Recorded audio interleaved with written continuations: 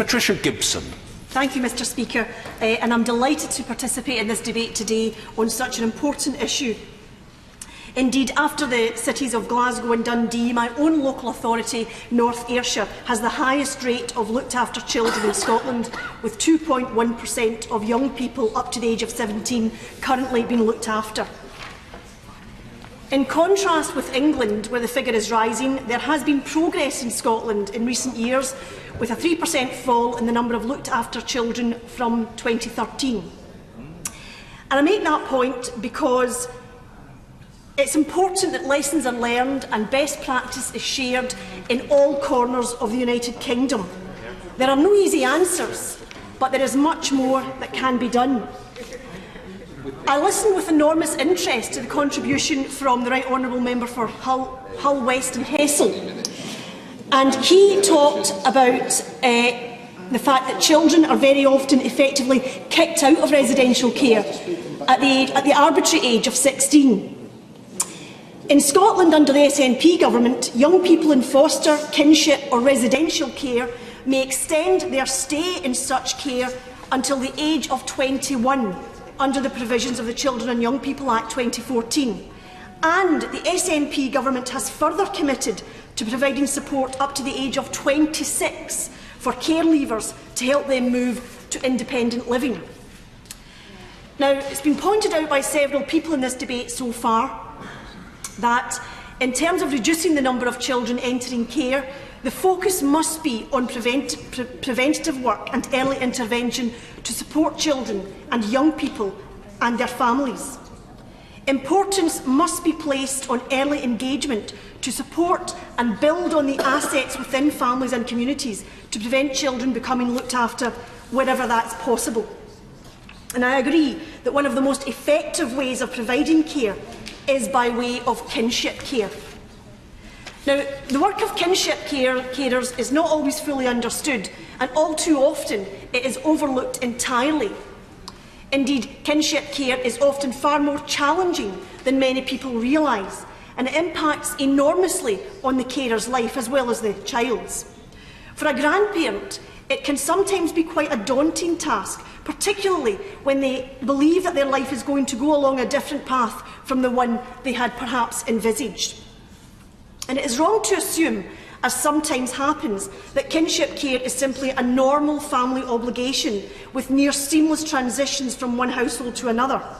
Indeed, the circumstances surrounding the need for kinship care can often be incredibly complex and difficult to deal with for both the child and the carer. And it is important, therefore, that we do what we can to recognise and confront that reality and to support kinship carers as they manage in what are often very, very difficult circumstances.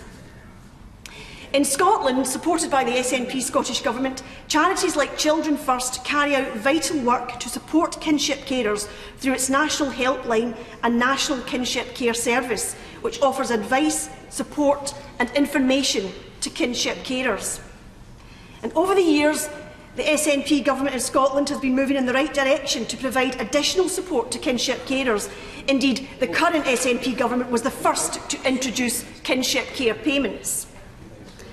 The Children and Young People Act in Scotland also provided for the first time specific legal entitlements to support kinship carers and for eligible children themselves.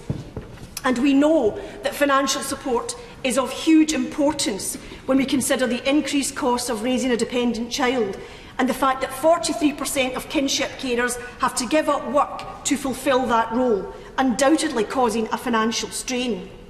By supporting those caring for our children, we support those children themselves, and that must be our focus. And I was delighted last month when the Scottish Government announced it would provide £10.1 million to councils in Scotland to raise kinship care allowances to the same level foster care families receive, helping to alleviate financial strain and recognising the very important work that kinship carers undertake. And this new funding will help to improve the lives of 5,200 children across Scotland in kinship care. Unfortunately, despite assurances from the UK Government during the welfare reform process that it would exempt kinship carers from welfare reform changes for up to a year after they came into effect, including sanctions, return to work interviews, the bedroom tax and so on. Many of them are affected, and I urge the Government to reflect on the assurances that were given to kinship carers during the welfare reform discussions. And I'll be interested very much today to hear what the Minister has to say on that very point. And I would therefore hope that members across the Chamber would recognise the significant strain the welfare reforms have placed on kinship carers and clearly hampering their ability to provide the necessary care to keep a child within the family unit. And I hope that the Government will think again about the impact these reforms are having on carers and look at this situation as a matter of urgency. And I'm very grateful that this debate has been brought forward today, and as I always say during these debates, I hope that we can share best practice across the border, across the UK as a whole. Aaron Hodgson.